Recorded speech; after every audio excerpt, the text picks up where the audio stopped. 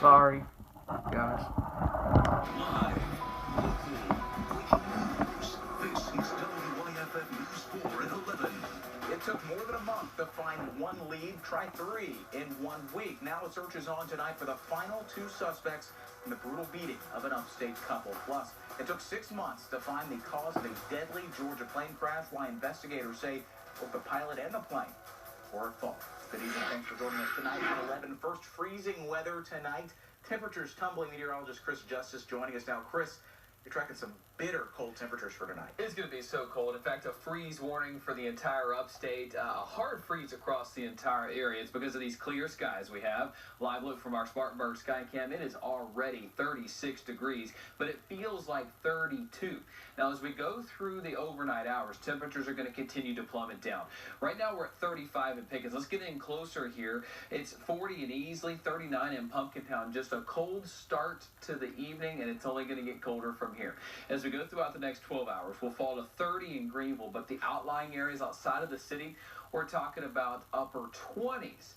And I'm tracking even colder air than this coming in by midweek. I'll talk about it all coming up in just a few minutes. All right, Chris, thank you so much. Another break tonight in the brutal beating of an upstate convenience store owner and his wife. The Greenville County Sheriff's Office arrested this man, 38-year-old Jermaine Williams, at his home in Greer early this morning. He is charged tonight in connection with the attack at the W.E. Willis store back in September. Williams, along with Mark Wright and Jack Foreman, are all accused in the attack on Warren Willis and shooting of his wife, Ann, back in September. According to deputies, 5 masked people robbed Willis before kidnapping him and bringing him to his home.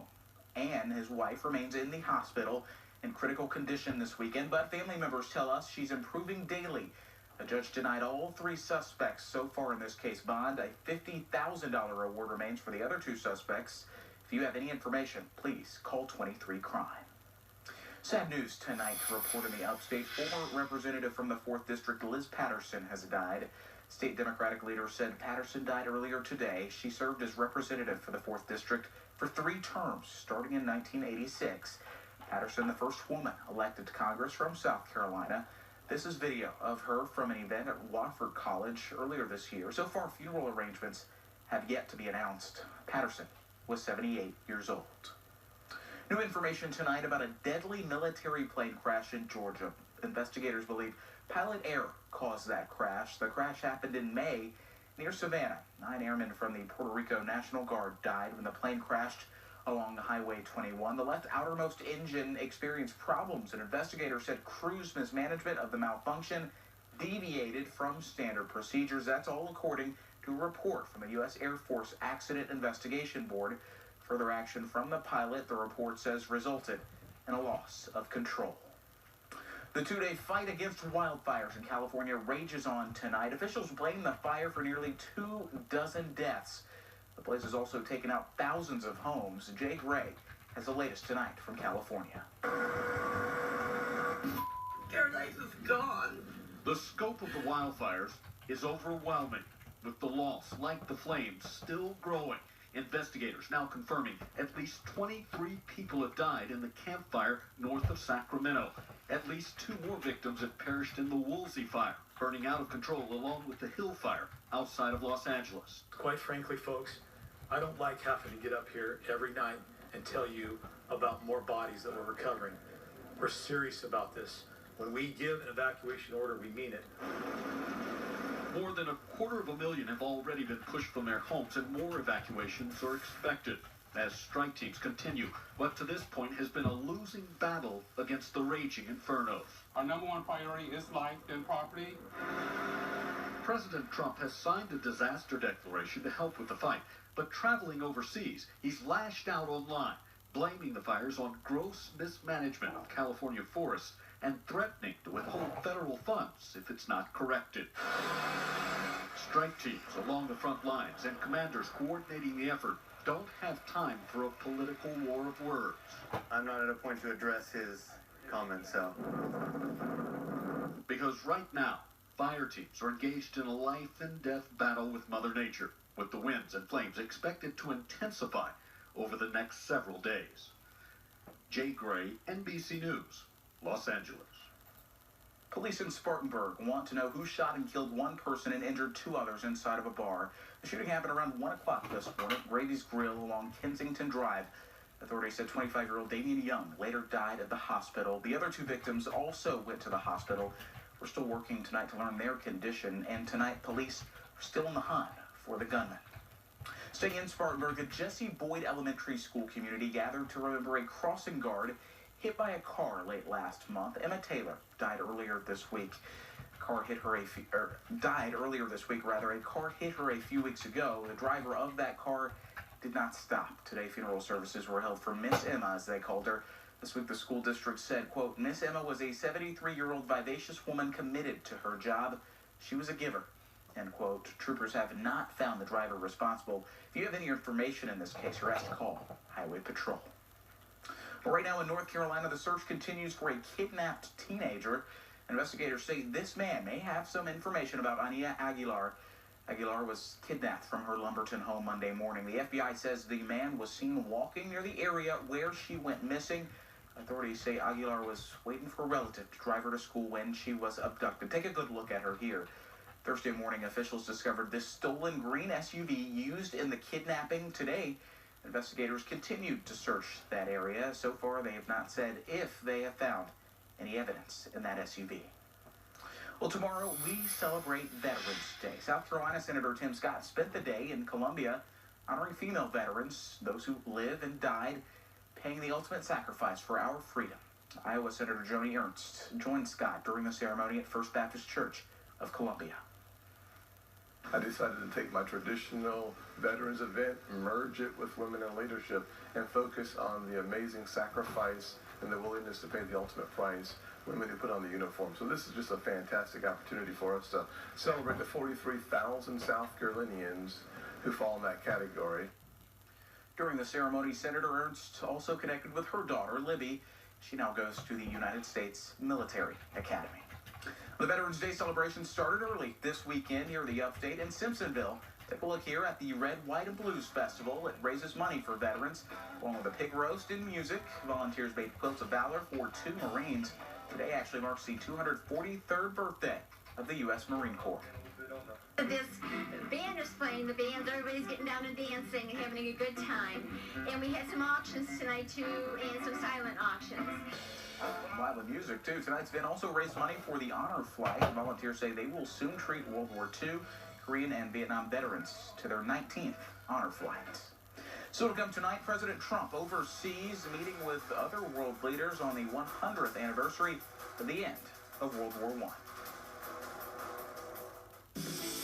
Hi, I'm Robert Kiesler with McGee Heating and Air. The next time your air conditioner doesn't seem to be working properly, give us a call. We service all brands 7 days a week. That's McGee Heating and Air, comfort you can count on and people you can trust. And remember, it's hard to stop a train. You are so beautiful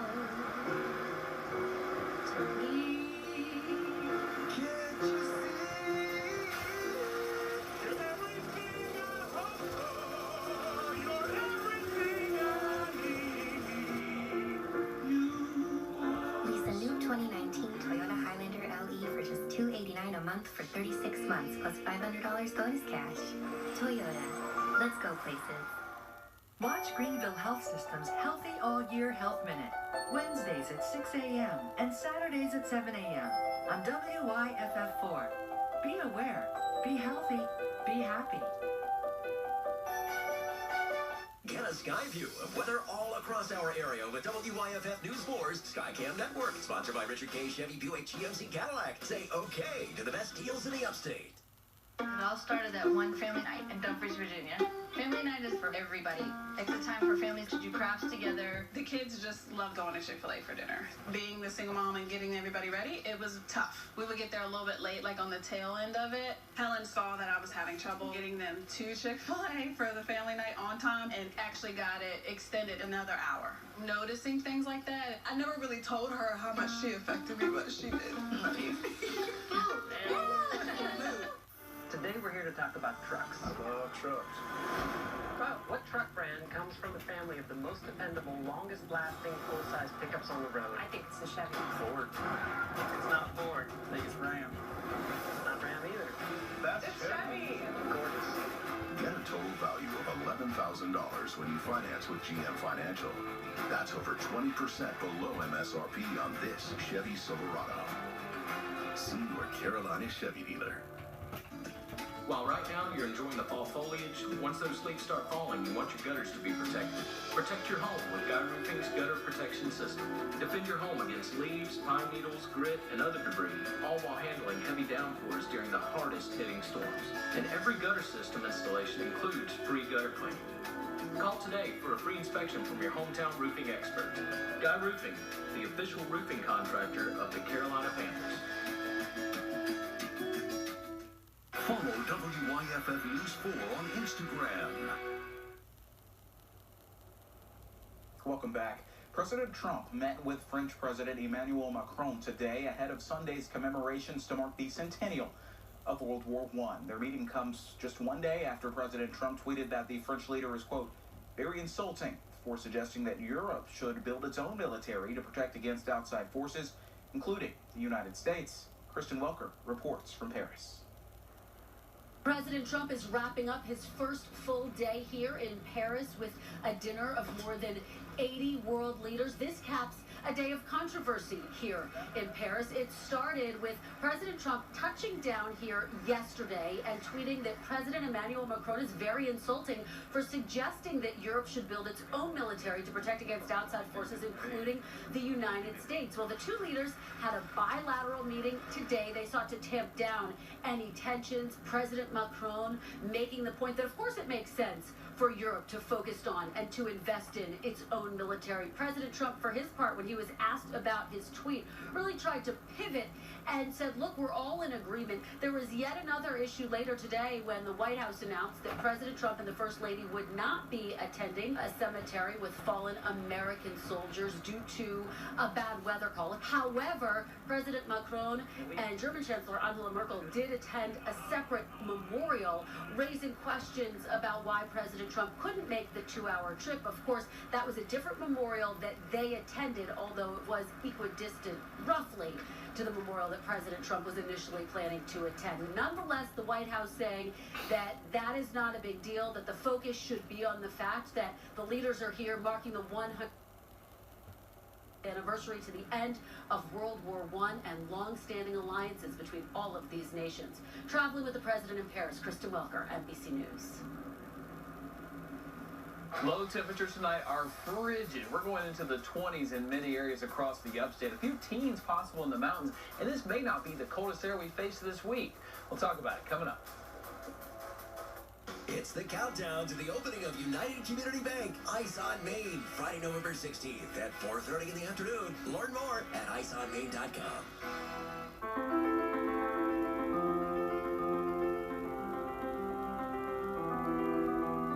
143 artists, 89 locations, one great weekend. Infinite ways to become inspired. November 10th and 11th. A project of the Metropolitan Arts Council. Greenville Open Studios is presented by SCW Eurodrive, South State Bank, and the Peace Center.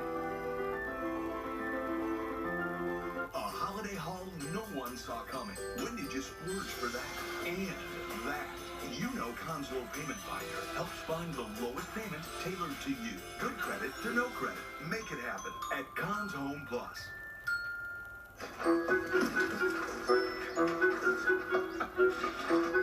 The holidays are just around the corner. And that means Hyundai holidays are here. With savings so big, finding the right gift is easy. How to wrap it? That's another story. Hyundai holidays. The longer you look, the more there is to like. Lease a Hyundai Tucson for $159 a month, or get $3,000 in bonus cash now through Black Friday during Hyundai holidays. Hurry in today. People will tell you there's no wrong way to make chicken. This is false. At Harvey's, we make our crispy chicken tenders the right way.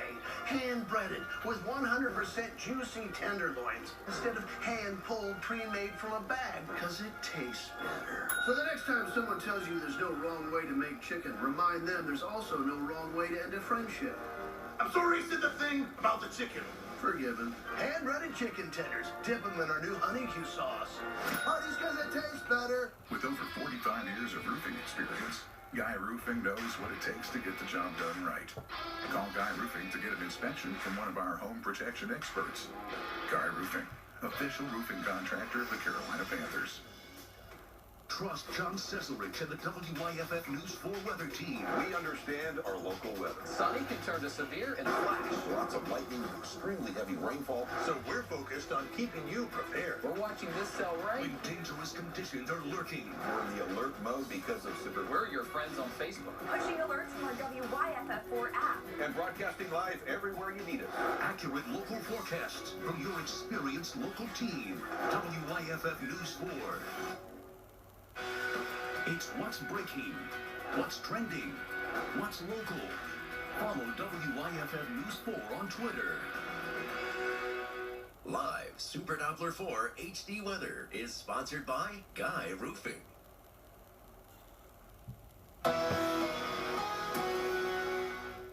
Oh, it is cooling down fast. I'm monitoring those temperatures outside. It is already 33 degrees right now in Pickens. It's 38 in Clemson, 38 degrees in Anderson.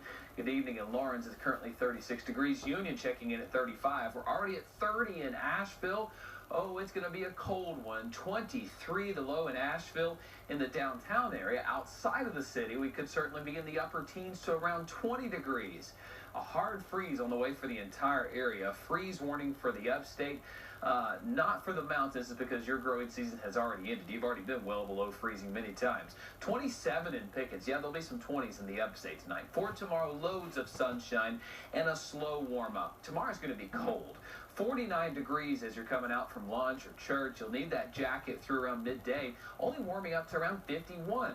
Notice how we're sunny through the day, but clouds build into the evening hours and big-time changes heading in tomorrow night. So we'll start off at 24 in Asheville and Hendersonville, warming up to 36 by 10 o'clock. We're clear all day. It's going to be a cold one, though, upper 40s. A little bit warmer than today, though. All right, so 53 the high in Greenville, 52 in Spartanburg for some perspective. Our normal high this time of the year, 66 degrees, so way below where we should be this time of the year.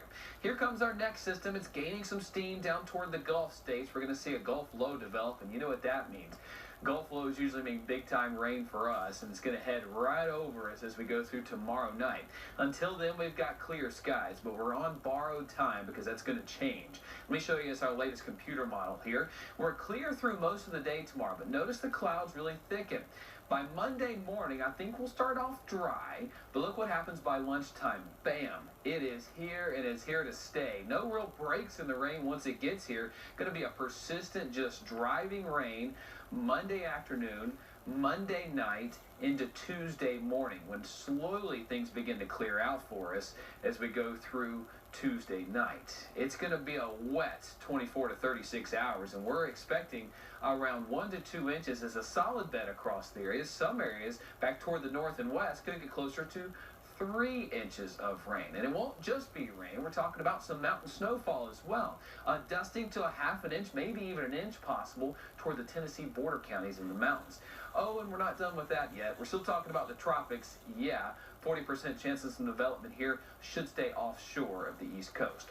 4-day looks like this. Partly cloudy skies tomorrow. Rain moves in Monday and Tuesday. It gets even colder behind that system. We're talking upper 40s for highs Wednesday and Thursday, with 20s moving back in midweek. All right, get into that bone-chilling territory. Thanks, Chris. Well, some say it's too early to talk Christmas, but with cold weather upon us, why not? The upstate turned into Santa's Wonderland at Cabela's off Woodruff Road here in Greenville. A scene complete with Santa's village, cabin, reindeer, and snow. Organizers say you can find something for everyone, including free crafts, games, giveaways, and a chance to write a letter to Santa. I know a lot of people are saying, well, it's really early this year, but to see all this joy, it's kind of worth it no matter how early it is. It's really awesome to see all the kids getting excited about Santa. You can get your free picture with Santa up until Christmas Eve.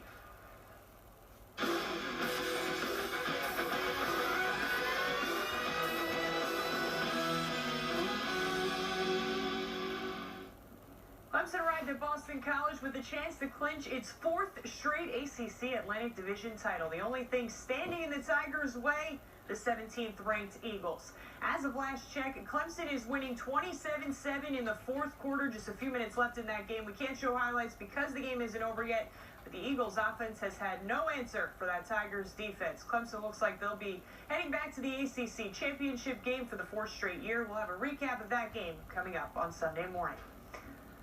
Another top 25 matchup on Saturday, this one in Athens. The Deep South's oldest rivalry, Georgia hosting Auburn.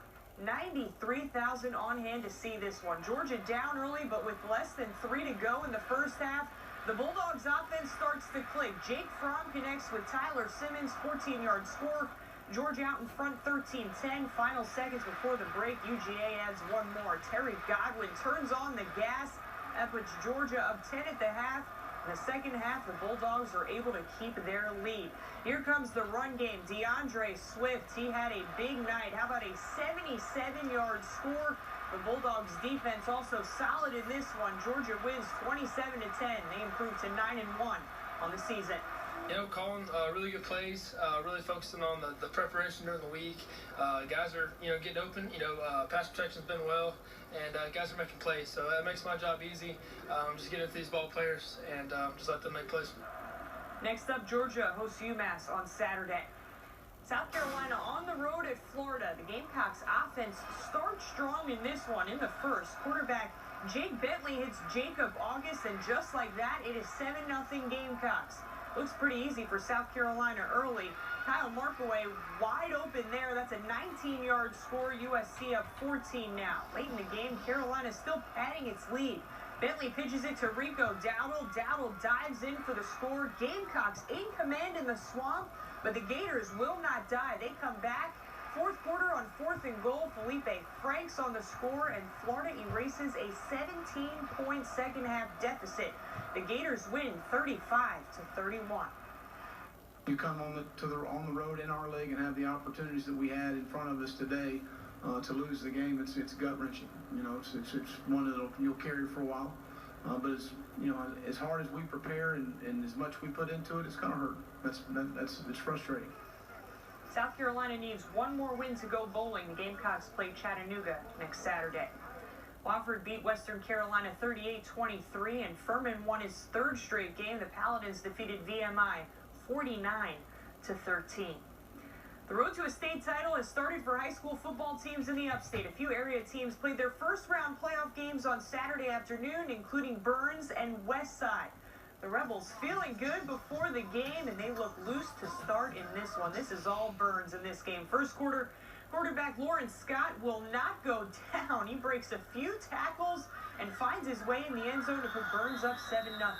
That Rebels defense looking dominant in this one, too. Check this out. Ben Tate comes out of nowhere with the sack. He is feeling it after. So is Scott in this game. Still in the first quarter, Scott keeps it again and scores again. The Rebels win big. 57-14 is the final score.